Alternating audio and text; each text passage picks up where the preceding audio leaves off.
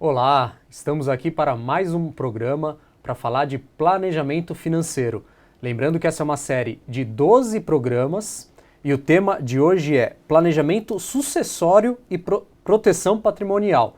Eu sou o Janser, fundador da QI Financeiro Consultoria, uma empresa de planejamento financeiro, e estou recebendo aqui hoje o Dr. Rafael Cury Bicalho. Tudo bem, doutor Rafael? Tudo ótimo, Jansen. Prazer estar aqui. É uma honra tê-lo conosco para falar desse assunto. O doutor Rafael, ele é sócio do escritório Tubino Veloso Vitali Bicalho e Dias Advogados e um dos maiores especialistas em planejamento sucessório do país. Doutor Rafael, então eu queria que a gente começasse, para explicar um pouco para quem está assistindo o que é esse planejamento sucessório. Como é que as pessoas utilizam isso nas suas vidas? Bom, planejamento sucessório nada mais é do que um estudo, um projeto que se faz para organizar a maneira pela qual os bens do titular desse patrimônio vai ser transferido para os seus herdeiros, né? Para os seus herdeiros necessários ou para quem ele gostaria que fosse transferido, né? Tá. Então, na realidade, é um planejamento, é um estudo que se faz para decidir a melhor maneira de se fazer isso, atendendo os principais interesses daquela família ou, enfim, daquele titular de bens, né? Então, quando a gente fala em planejamento sucessório, já está pensando nessa transmissão dos bens que a gente construiu durante a vida para passar para os herdeiros. Sim, é a sucessão. Essa sucessão ela pode se dar em vida, né? Você pode transferir o seu patrimônio em vida, ou você pode transferir esse patrimônio, você pode organizar a maneira pela qual ele vai ser transferido após o falecimento do titular da herança, né? Então muita gente não gosta de falar ou de pensar em planejamento sucessório porque não gosta de pensar na própria morte, né? Mas na realidade isso é algo que pode ser feito e até implementado em boa parte durante a própria vida. Legal. E quem deveria se preocupar em realmente fazer um planejamento dessa natureza, né? Quando que você começa realmente a se preocupar em fazer um planejamento sucessório? Só quando já está velhinho, então? Só quando eu já estou olhando que eu estou doente, quando eu já vejo que eu tenho alguma coisa e que já estou em vistas que não vou estar por aqui mais um bom tempo, e aí já penso isso ou não? Quem deve realmente se preocupar em fazer esse planejamento?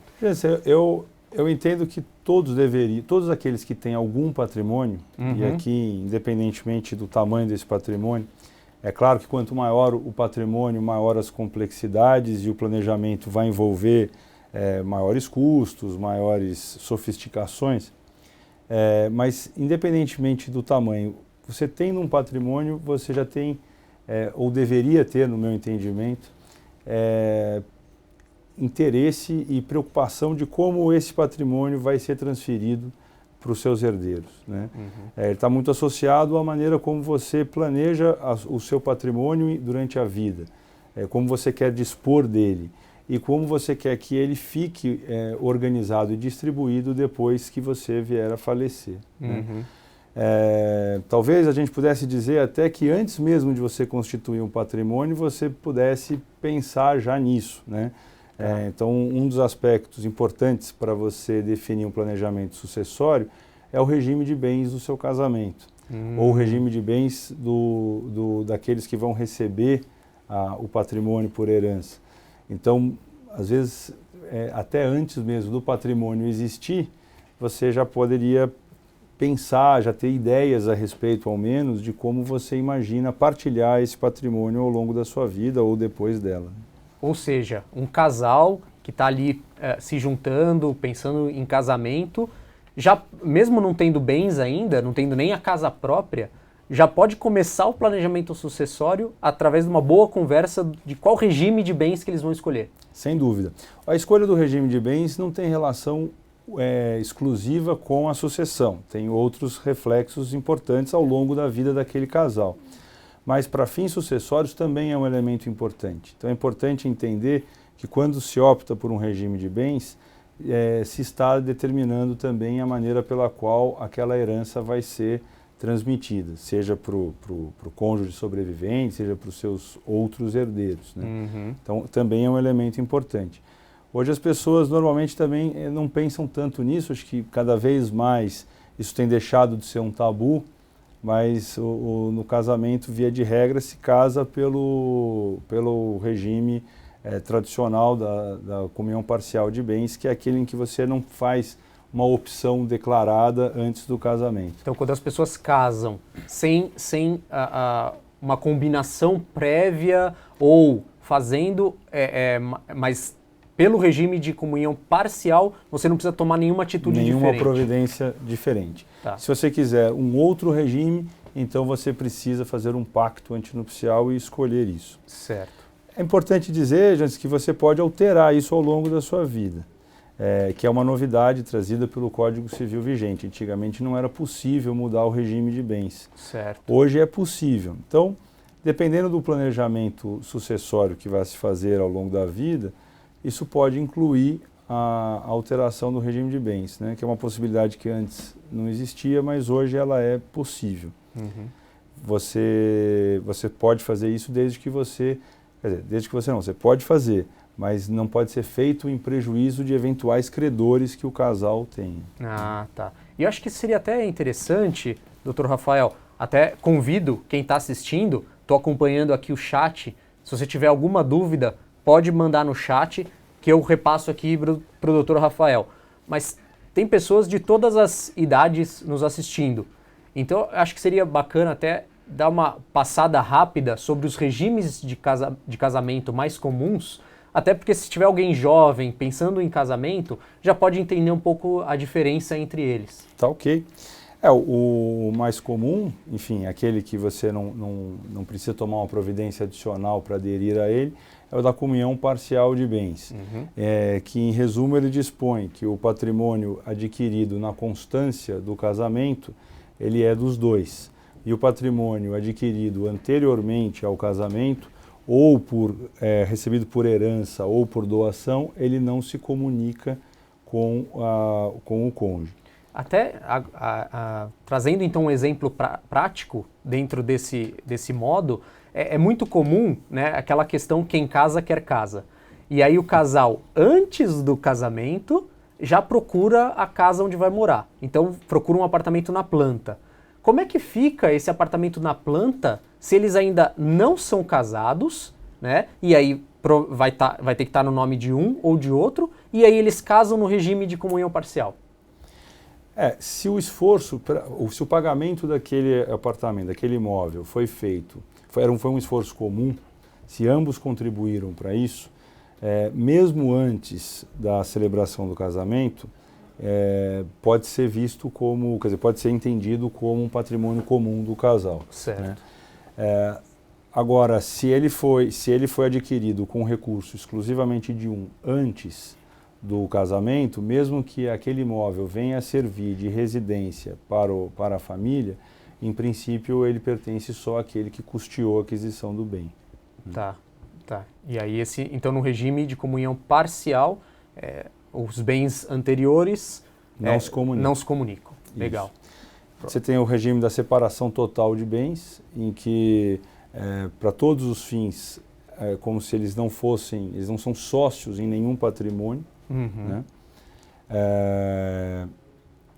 Eu não estou me referindo à sucessão propriamente dita, quer dizer, os efeitos na hipótese de falecimento de um deles, mas durante o casamento, durante a vigência dele. Perfeito. E você tem a separação obrigatória, que é uma situação muito específica da lei, que são casamentos quando um dos cônjuges tem acima de 70 anos. Ah, tá? Certo.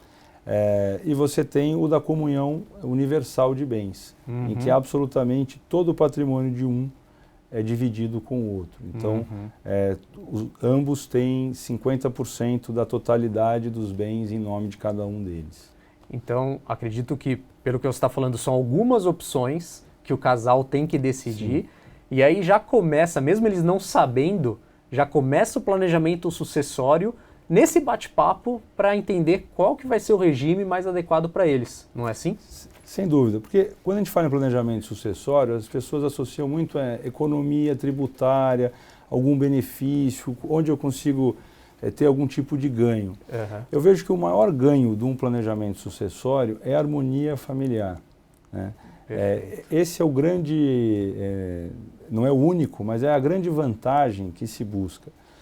Seja durante a vida, né, dos titulares daquele patrimônio, ou depois, quer dizer, você garantir que os seus herdeiros vão poder receber o patrimônio que você construiu de uma forma harmônica, me parece ser muito atrativo. Então essas decisões de regime de bens, como que funcionariam, elas parecem assuntos materialistas demais, mas são pequenos detalhes que têm uma implicação prática muito grande na vida das pessoas, né?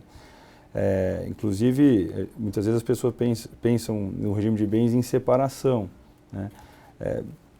É um ponto, mas não é o único ponto, né? Você tem toda uma gama de consequências que era muito bom conhecer. Não é da nossa cultura se familiarizar com essas questões legais antes do casamento. E eu acho que é até interessante porque a gente, por um lado, como brasileiro, né, eu acho que a gente não se preocupa tanto com o planejamento sucessório quanto deveria, mas por outro, a gente está cansado de ver um monte de casos em relação a brigas familiares mesmo, brigas entre os herdeiros, patrimônios que desfalecem, né, junto com quem foi, então, devido a brigas, devido a não ter um acordo, e aí aquele patrimônio fica, de certa forma, preso na justiça e se deteriorando. Então, acho que isso é muito, muito legal, a gente perceber que, para esses casos, né, que a gente acompanha hoje, existe realmente um planejamento que pode ser feito para, e eu gostei muito que você falou, trazer harmonia para a família.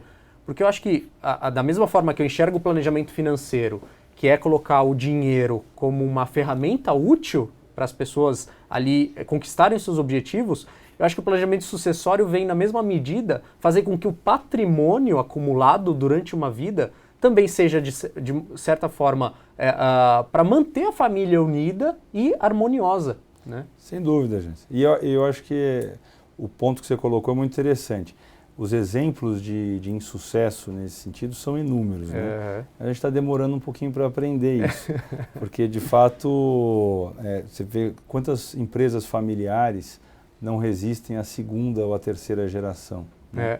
Exato. Porque faltou ali algum planejamento, faltou entender que talvez os filhos não fossem vocacionados para dar continuidade àquele negócio, ou talvez não tenham tido interesse em dar continuidade, ou que muitas vezes acontece, são mais perdulários, né, do que aquela geração que construiu o patrimônio.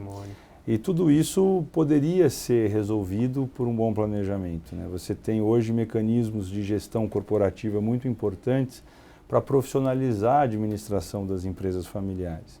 Isso não significa que a empresa tenha que ser vendida, isso não significa que a família tenha que abrir mão daquele patrimônio ou daquela atividade, mas ela pode profissionalizar e permitir até que os filhos tenham carreiras paralelas e distintas, ou, que é muitas vezes comum, estejam presentes no conselho de administração daquela companhia, mas não no dia a dia. E isso isso é uma ferramenta muito importante de harmonia, porque na família, muitas vezes, você tem um filho que se aproximou dos pais e tocou aquele negócio por 20, 30 anos e o resto não se interessou. E quantas discussões nós já não presenciamos de que esse filho teria ou não teria um direito a mais. E eu acho que o planejamento sucessório, ele não tem certo e errado, né? Acho que a família, ela tem ali, dentro dos limites legais, ela tem liberdade de estabelecer o que é bom para ela. Então, se aquela pessoa teria ou não mais direitos, existem ferramentas para garantir a vontade do titular dos bens, né? Poxa, perfeito.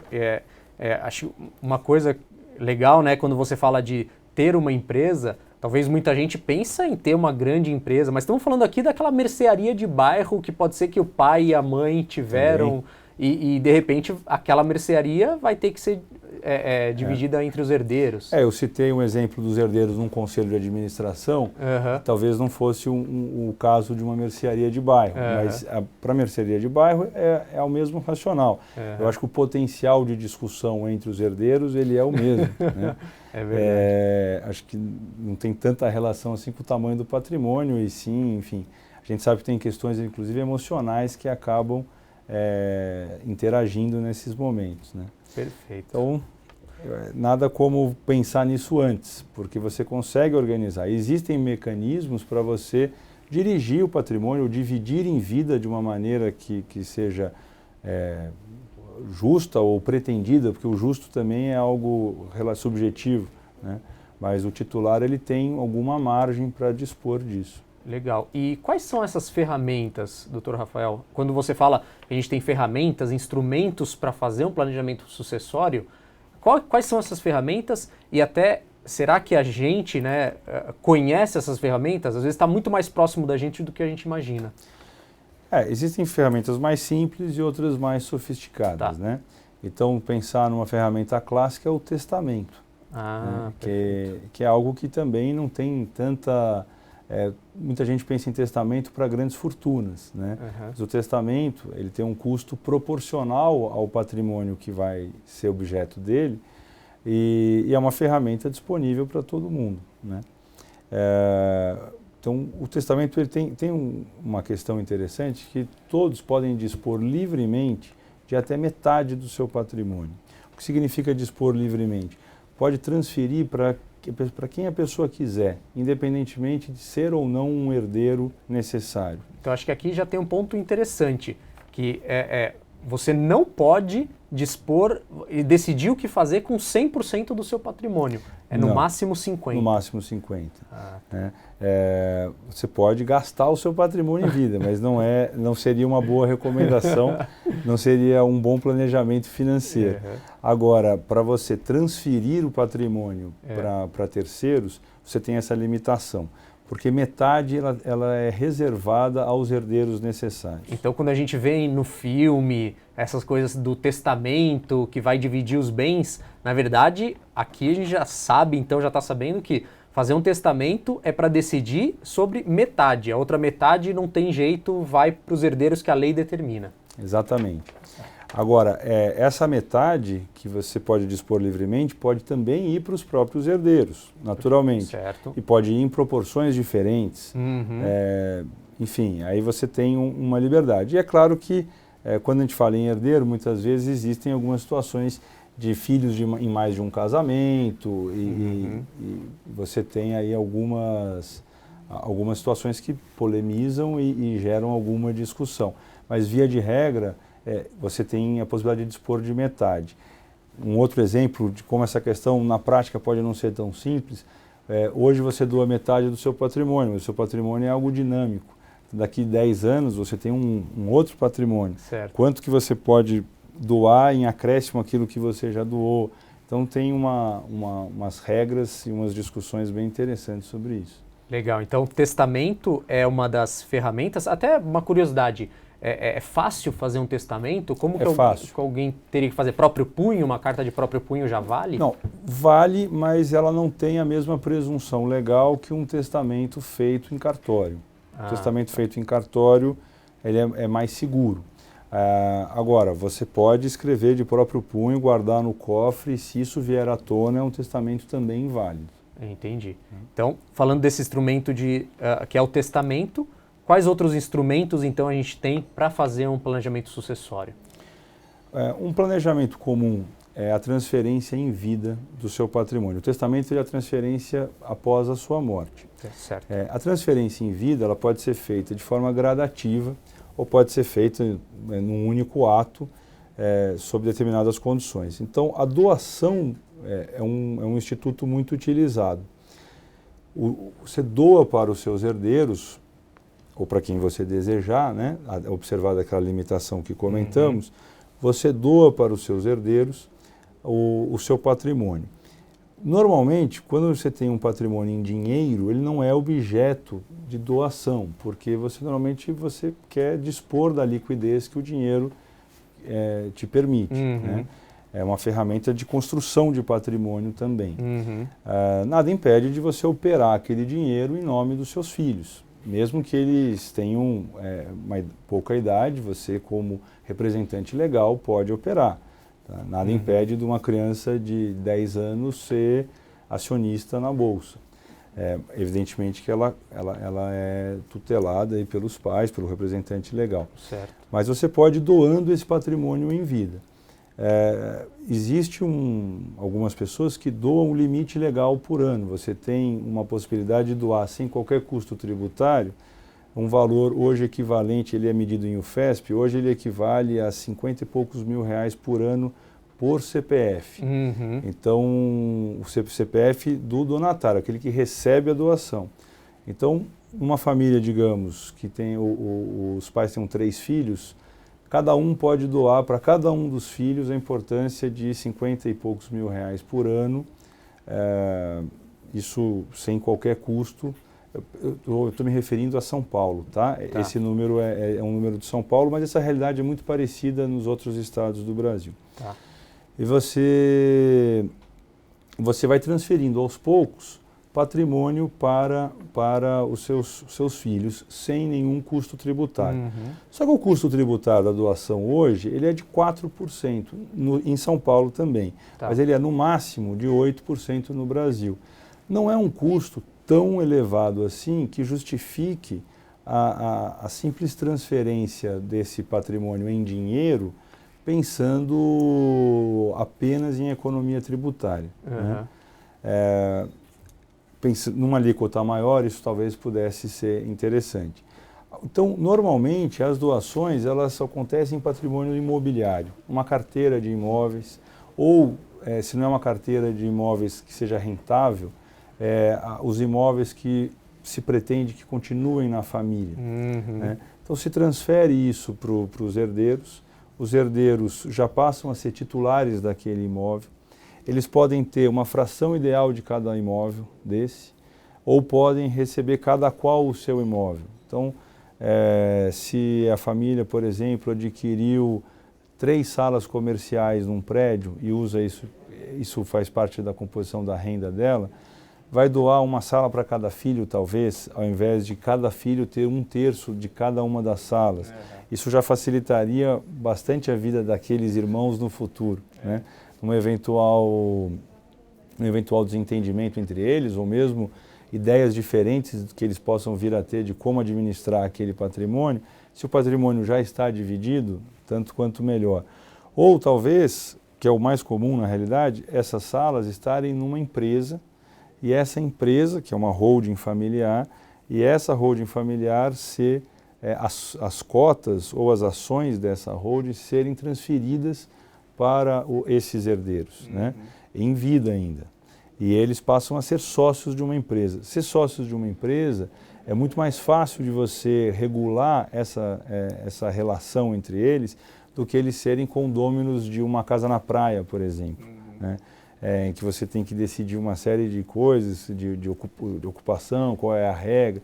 Então, se essa casa da praia está dentro de uma sociedade, o estatuto ou o contrato social dessa sociedade já vai criar regras que vai propiciar um convívio mais harmônico desses herdeiros. Né?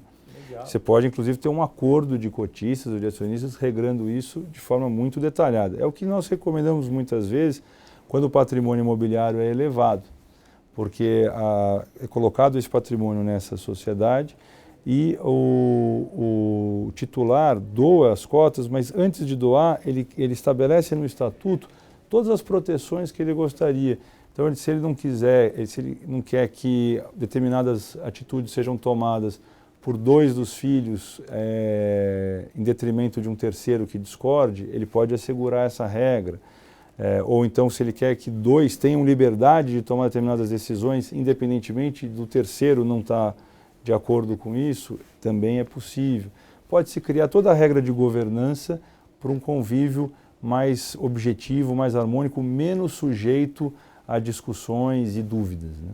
Poxa, então, pelo que você falou, tem muita coisa para ser discutida e aprendida em relação à doação em vida. A primeira Sim. coisa é que não é simplesmente sair doando, porque a gente ouve casos, né, de um pai, por exemplo, que vai ajudar um filho a abrir uma empresa, aí o pai vai lá e doa 100 mil reais para o filho, só que não se atenta que isso tem um custo. Então, em São Paulo, teria que realmente perceber uma estratégia até de doar dentro do limite legal para não ter esse custo. E a gente falou do custo do ITCMD, que é em relação a esses 4%, que é o custo de imposto. Tem mais algum custo envolvido nessa doação em vida? Ainda não falando em abrir uma empresa, mas só essa relação, essa troca de dinheiro, essa troca de capital? Não. Só custos secundários, né, para constituir a empresa, para transferir, por exemplo, se você for transferir imóveis para uma empresa, possivelmente vai ter um imposto adicional que é o ITBI, é a transferência do imóvel para aquela sociedade. Se a sociedade for ter receita, oferir receita com base nesses imóveis, for ter uma receita imobiliária, então é devido esse imposto, esse ITBI na transferência. Se for uma sociedade, uma holding patrimonial, em que vão receber os imóveis de uso próprio, de fruição, não teria esse imposto. E aí vem um pouco do planejamento também. Se a família tem imóveis das duas naturezas, muitas vezes é vantajoso ter duas empresas. Você tem uma empresa onde você vai constituir a sua receita imobiliária, né, a sua renda imobiliária, e você vai ter uma outra empresa para onde vai ficar a casa onde a família reside, a casa de praia, o sítio, enfim, coisas do gênero. Aí tem que analisar caso a caso se vale a pena ter duas empresas ou não, porque também você tem um custo, vai depender do tamanho do patrimônio. Na realidade, todo planejamento sucessório ele tem que ser analisado caso a caso. Né? Isso é um ponto muito importante. Não existe, ou não deveria existir, planejamento sucessório de prateleira. Né? Não é algo que você... não é um modelo que você aplica de forma homogênea. Tem que ser analisada a situação de cada família e a intenção de cada família. Então, falando agora dessa questão dos custos envolvidos, né? Uma família com quanto de patrimônio ou quantos imóveis, ou se já valeria a pena fazer isso com um imóvel, né? Em relação aos custos envolvidos, quando você percebe que já existe ali uma clara necessidade ou oportunidade de fazer um planejamento através dessa holding patrimonial devido aos custos que ela tem, e se você puder comentar um pouco desses custos também. Jansen, eu acho difícil, assim, realmente não tem uma métrica própria, porque o que acontece? Você tem não só o valor dos imóveis ou o valor do patrimônio, tem a intenção também.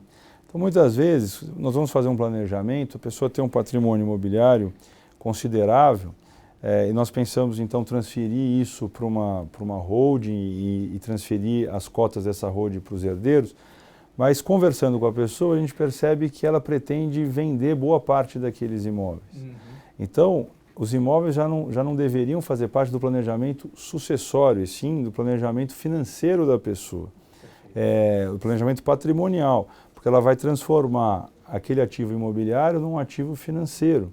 Então, não havia necessidade de eu colocar naquela sociedade. Ou, ao contrário, dependendo da circunstância daquele imóvel, valeria mais a pena ela ter isso numa empresa para, quando ela for vender esses imóveis, ela ter uma tributação diferente. Porque as regras de tributação são diferentes para a venda do imóvel numa pessoa física ou na pessoa jurídica. Então, realmente, não é fugindo da sua pergunta, não, mas é porque realmente é caso a caso. Né? E muitas vezes você pega uma pessoa com um patrimônio considerável, mas até intuitivamente ela já organizou de tal maneira que o patrimônio está organizado da maneira ideal ou quase ideal para as intenções dela. Então você vai olhar e falar assim, olha, não tem praticamente nada para nós fazermos aqui. Porque você adiantar a sucessão em vida é uma opção. Né? Existem famílias que não querem dar aos filhos essa titularidade desde já. Às vezes porque não vem essa necessidade, enfim, e é algo que é possível, e às vezes porque tem alguns receios às vezes até fruto de falta de conhecimento da própria lei. É muito comum o receio que esse patrimônio vá se comunicar com a nora ou com o genro, né? Quer dizer, com os cônjuges dos filhos. Né? Então existe muito temor em relação a esse sentido. E de fato é uma possibilidade. Então isso também é considerado por ocasião no planejamento sucessório. Para isso é que as doações, muitas vezes, existem algumas cláusulas específicas que nós observamos. Então, acho que a mais comum e clássica dela é o usufruto. Né? Tá. Então, rapidamente, o que seria o usufruto? O usufruto, você faz a doação de um bem, mas garante para si o direito de gozar dos frutos daquele bem. Né? Então, se eu dou um imóvel, eu posso usufruir daquele imóvel ou eu posso receber para mim a renda que aquele imóvel gera. E você tem, normalmente o usufruto ele é vitalício, quer dizer, ele vai prevalecer até o falecimento do doador. Né? Tá. E entre outras cláusulas, existe a cláusula de incomunicabilidade, que é justamente para não permitir que aquele patrimônio que foi doado se comunique com o cônjuge do herdeiro, enfim, do donatário, né, aquele que recebeu a doação. Existe até uma cláusula de reversão, quer dizer, se a pessoa que vem a receber esse patrimônio falecer antes do doador, o patrimônio volta para o doador. Existem uma série de mecanismos que a lei brasileira permite para nós nos aproximarmos ao máximo da real intenção do autor, né, do planejamento sucessório. Obviamente que com alguns limites. Né? Tá. E nessa constituição da empresa, então, acredito que ela tenha, se realmente vê que a família tem a necessidade de constituir uma empresa para colocar o patrimônio lá dentro, doar essas cotas, como você falou, quais são os custos envolvidos em manter essa empresa rodando, né? Você vai ter um custo, se a empresa não for operacional, né, for uma empresa de gestão, vai depender do patrimônio que ela administra, se você vai precisar ou não de um funcionário para auxiliar na administração de uma grande carteira imobiliária. É recomendável que você tenha alguém prestando essa assessoria. Caso contrário, você vai ter um custo de contador, que esse é obrigatório, e você vai ter um custo de registros. Não são custos relevantes, né? Não vejo assim, relevância nesses custos. Agora, algumas estruturas podem ser muito, muito caras.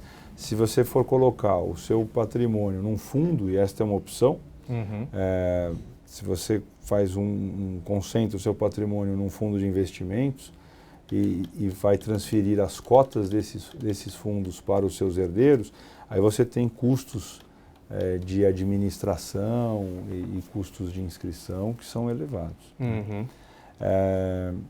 Aí vai essa conta, constituir uma empresa ou não, de acordo com o tamanho do patrimônio. Assim, eu acho que o patrimônio ele teria que ser um patrimônio acima de 1 milhão, senão talvez ao longo do tempo não faça muito sentido, ao longo do tempo. Agora, se mesmo um patrimônio menor, se quiser transferir para os filhos de uma forma em que a governança, aquelas regras da empresa sejam mais importantes do que a questão econômica, do custo-benefício, aí é uma decisão de cada família. Por isso que eu digo assim, para algumas pessoas um patrimônio até bem maior do que eu falei não valeria a pena, porque dentro das prioridades de cada família não haveria necessidade de regular tantas coisas assim. Para outras famílias isso é muito importante, porque não é nem para preservar a harmonia, é para minimizar uma discórdia que já existe. Então, depende muito de caso a caso. Legal. Eu vou pedir para Ana e para Maria Cecília reformularem as perguntas aqui, que elas ficaram meio perdidas. O chat hoje está bem movimentado, acho que o assunto está agradando. Que aí eu repasso para o Dr. Rafael. Mas, Dr. Rafael, muito se fala também sobre o aumento né, da alíquota do ITCMD, que é justamente esse tributo, esse imposto em relação à doação. Então isso é realmente uma tendência, e como se preparar para isso? Tem alguma coisa que já dá para fazer sabendo que isso pode aumentar? Sim, dizer que isso é uma tendência ou não, os jornais estão tentando descobrir isso a cada dia, né? Os jornais já noticiaram esse aumento muitas vezes como algo provável, mas o ambiente político no Brasil hoje, ele está tão conturbado que é difícil se retirar daí alguma certeza. Mas que o assunto tem sido cada vez mais debatido, tem, e existe uma possibilidade real. Esse aumento se fala em 20%, né? Até se chegar em 20%. Então hoje ele é até 8%, em São Paulo é 4%, né? Mas a nossa legislação já permite que se aplique uma alíquota de até 8%, e ele pode chegar a 20% ou talvez até mais, né? Tá. Existem hoje em trâmite uma emenda constitucional que trata do tema não só do ITCMD, mas também do imposto de grandes fortunas. Ele acaba reunindo esses dois temas. E tem também uma sugestão que foi feita para o Senado, e isso está sendo também tratado pelo Senado, para que haja, né, essa majoração dos 8% para o 20%. A possibilidade é real, e isso tem feito com que muitas pessoas queiram antecipar a sua sucessão, porque de fato um custo de 4 passar para 20 seria 16% do patrimônio que a pessoa amealhou em toda a sua vida. Diferença muito grande. É uma diferença muito grande, não é uma mordida pequena do fisco, né? Então, muita gente tem se adiantado para fazer essa doação em vida, transferindo desde já o patrimônio para os seus herdeiros. Eu recomendo cautela com isso, não porque eu não acredite que vá aumentar, mas, na realidade, para aumentar, existe um trâmite necessário de, no mínimo, 90 dias.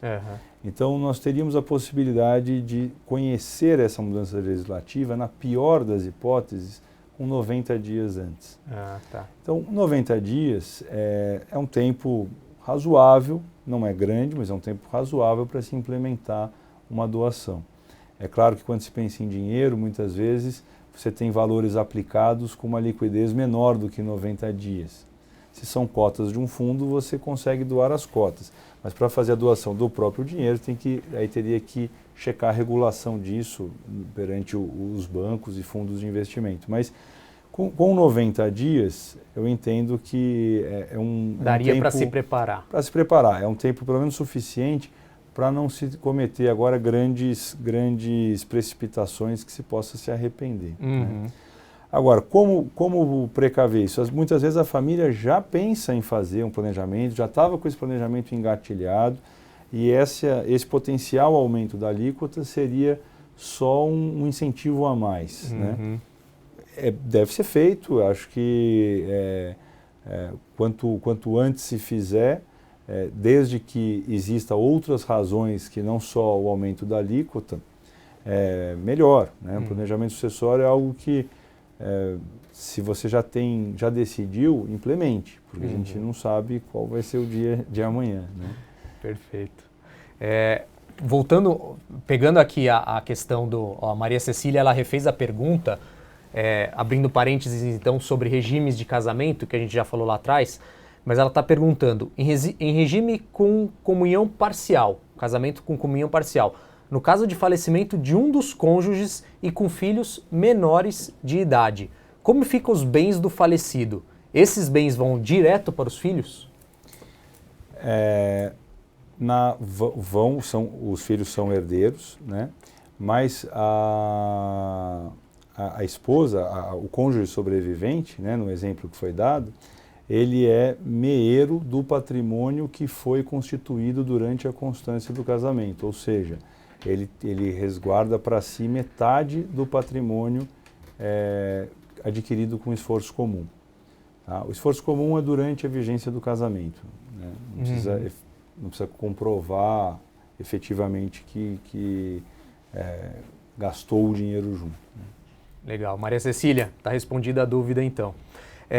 Voltando então à questão da doação em vida, Dr. Rafael, se os titulares do patrimônio fazem a doação e se arrependem, tem alguma forma de reverter esse planejamento sucessório já implementado? Eles tinham uma intenção, que era a base do planejamento sucessório, mas mudam de ideia. Dá para reverter isso? A doação não, a menos que ela tenha uma cláusula de reversão, tá, que é algo que pode ser feito. A reversão é o retorno desse patrimônio para o doador, na hipótese do donatário falecer antes do doador. O simples arrependimento da doação e receber de volta não é possível, porque na doação, de fato, o patrimônio sai da titularidade do doador e vai para o donatário. Né? Agora, existem, como eu comentei, algumas cláusulas que possam abrandar isso. Por exemplo, o usufruto, quando é feita a doação com reserva de usufruto, e em geral essa é a nossa recomendação, o doador ele continua na administração daquele bem. Então a titularidade não é mais dele, mas ele pode usufruir disso, ele recebe todos os frutos. Então não é um remédio absoluto para esse possível arrependimento, mas é uma boa maneira de se controlar isso ao longo da vida. Né? E é possível também se fazer a doação com encargo. Você pode doar sob determinadas condições. Então eu faço uma doação para os meus filhos, mas eles têm... Eu uso sempre o exemplo de filhos porque é o mais comum, tá? Mas como nós falamos, você pode doar até 50% do patrimônio para quem você quiser. Inclusive entidades, né? Inclusive entidades filantrópicas, sem dúvida. E você pode fazer uma doação com encargo, ou seja, o encargo pode ser, desde que lícito, pode ser qualquer um. Olha, eu faço essa doação, mas os rendimentos desse valor doado têm que ser aplicados no meu sustento por pelo menos 20 anos. Tá. Ou eu faço a doação e ela é válida sob determinadas condições resolutivas. Eu faço a doação desde que você,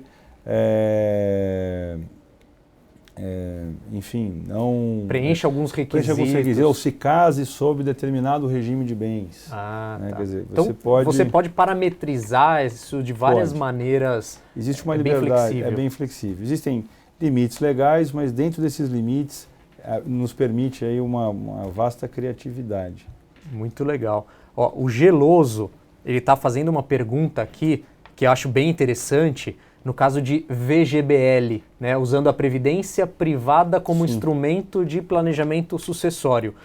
Ele está perguntando se existe também incidência de imposto na transferência pós-morte do recebimento via VGBL. Ou ele pergunta, ou essa seria uma maneira de proteger o inventário? A pergunta é ótima. Não tem o imposto. O ITCMD ele não incide sobre esse valor da previdência recebido pelos beneficiários após a morte. Então, seria uma forma mais econômica do ponto de vista tributário. A questão é que você não dispõe daquele recurso ao longo da vida, né? Mas pode ser sim, é uma forma, sem dúvida, é uma forma de planejamento sucessório e tem sido cada vez mais utilizada. Você tem algumas restrições de aplicação desse recurso, então você tem algumas restrições em termos de rentabilidade desses recursos, mas aí é uma questão mais de planejamento financeiro, se o recurso estaria investido ou não na melhor alternativa, mas pensando estritamente em planejamento sucessório, é sim uma ferramenta interessante e mais econômica do ponto de vista tributário. Né?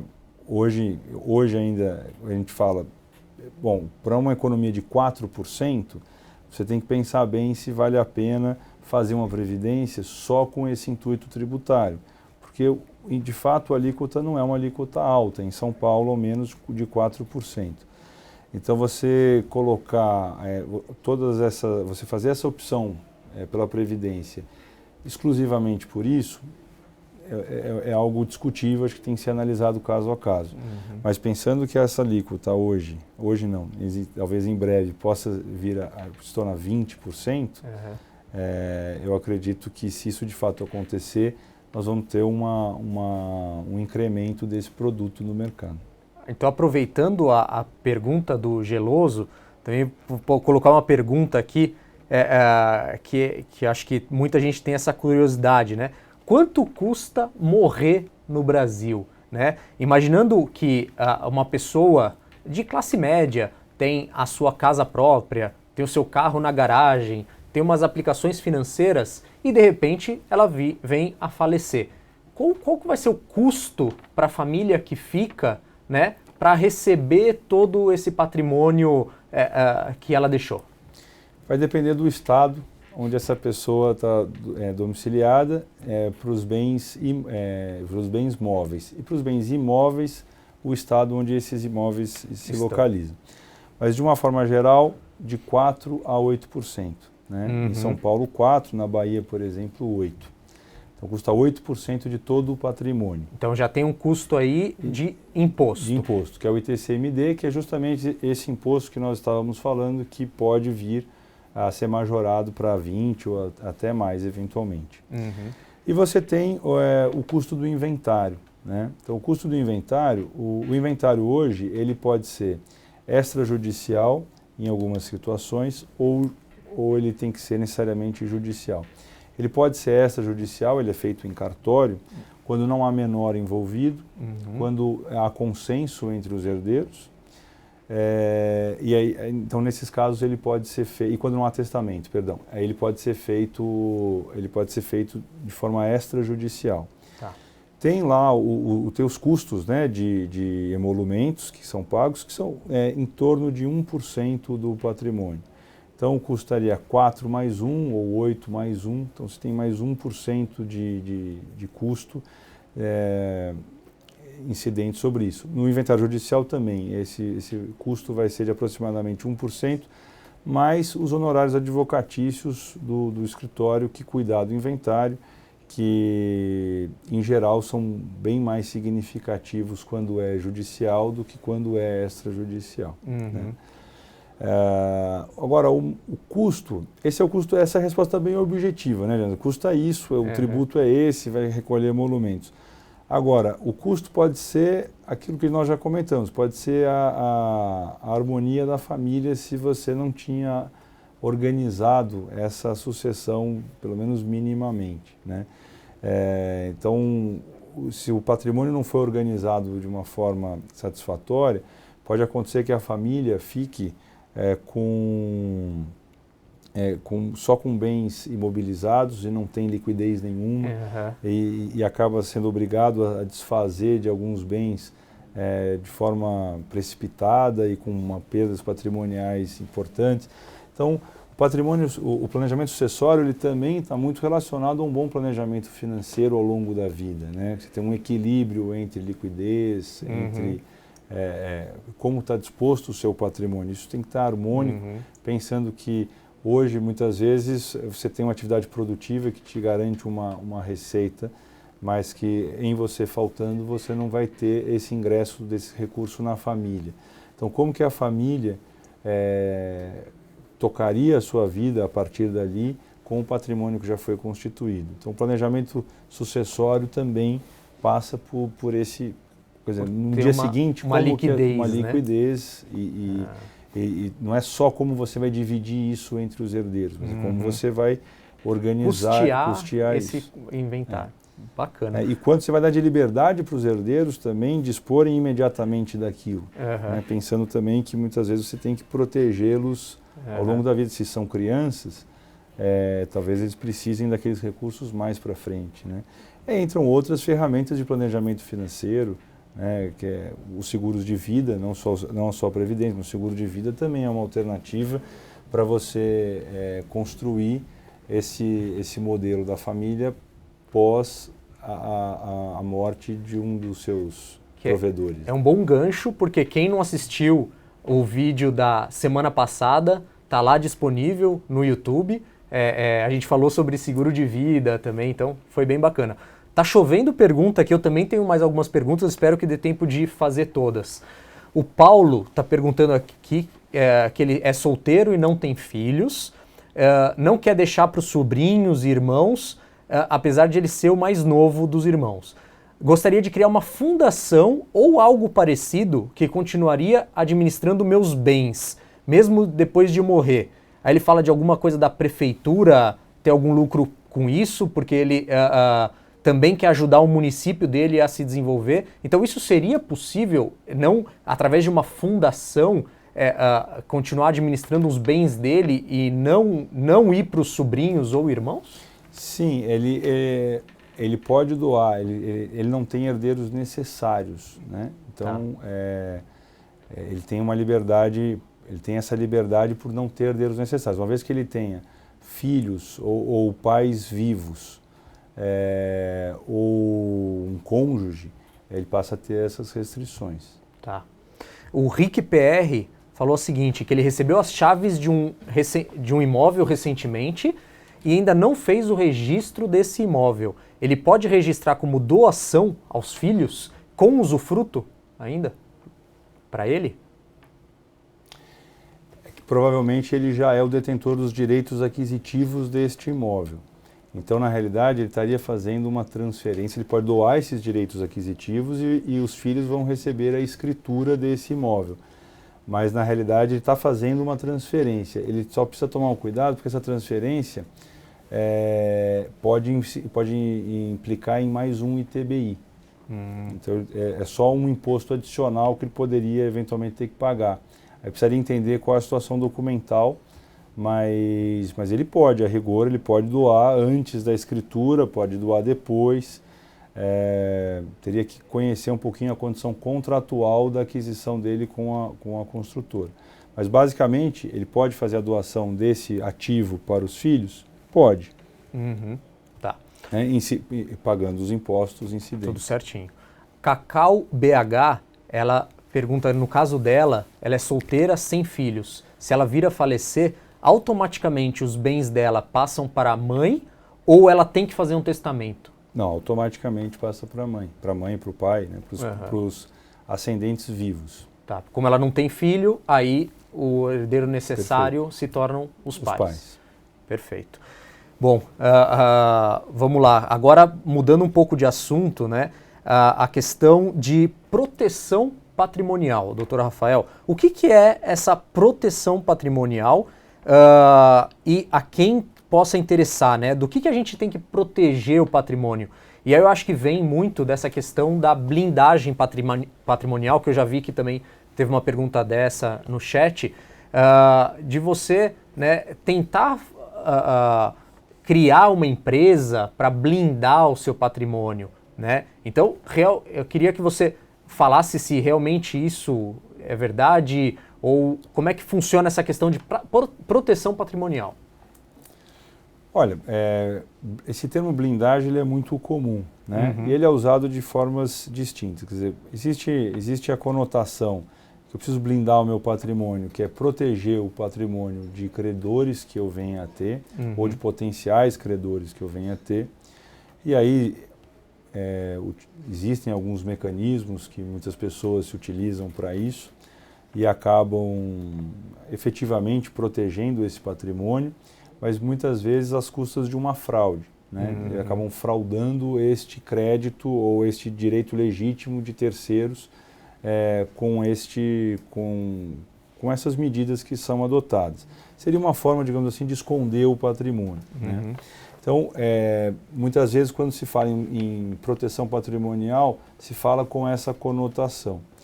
Mas proteção patrimonial não é só isso. Proteção patrimonial é uma forma inteligente de se organizar o patrimônio, protegendo de uma forma lícita parte dele contra riscos que possam existir da atividade empresarial que a pessoa tem. Então é comum você ter a família, enfim, pode ter um negócio operacional, pode ter mais de um negócio operacional, pode ter um patrimônio que não se confunde com aquela atividade da empresa. Então, quando se fala em proteção patrimonial, é importante entender que muitas vezes é a divisão, é a separação, a correta separação desse patrimônio para que não haja contaminação dos riscos de uma atividade, né? Então o sujeito empreende numa atividade e no Brasil é uma grande aventura, né? Então ele pode ter ali, em decorrência daquilo, uma série de contingências. Elas não são necessariamente transferíveis para o patrimônio pessoal da pessoa. Em regra, pela lei, não há essa comunicação. Em alguns casos, principalmente em matéria trabalhista, a pessoa física acaba respondendo por aquelas dívidas, mas em outras circunstâncias, não é pecado não ter tido sucesso no seu empreendimento. Né? Então, não significa necessariamente que houve alguma espécie de ilicitude, simplesmente o negócio não foi bem e não conseguiu honrar 100% dos seus compromissos. Isso não significa que você deva necessariamente responder com o seu patrimônio pessoal. Agora, se o seu patrimônio estava dentro daquela mesma empresa que empreendeu sem sucesso, aí não tem como você desassociar uma coisa da outra e esse patrimônio vai responder por essas dívidas. Coisa que não precisaria ser assim necessariamente. Ou duas empresas. Você tem dois negócios distintos, em geral, recomendo, é claro que tem uma série de questões aí, principalmente em ordem tributária, mas em geral se recomenda que sejam colocados em empresas distintas, justamente para que o eventual insucesso de uma não atrapalhe o sucesso da outra. Perfeito. Então, planejamento patrimonial é tudo isso e muito mais, na verdade. Bastante coisa.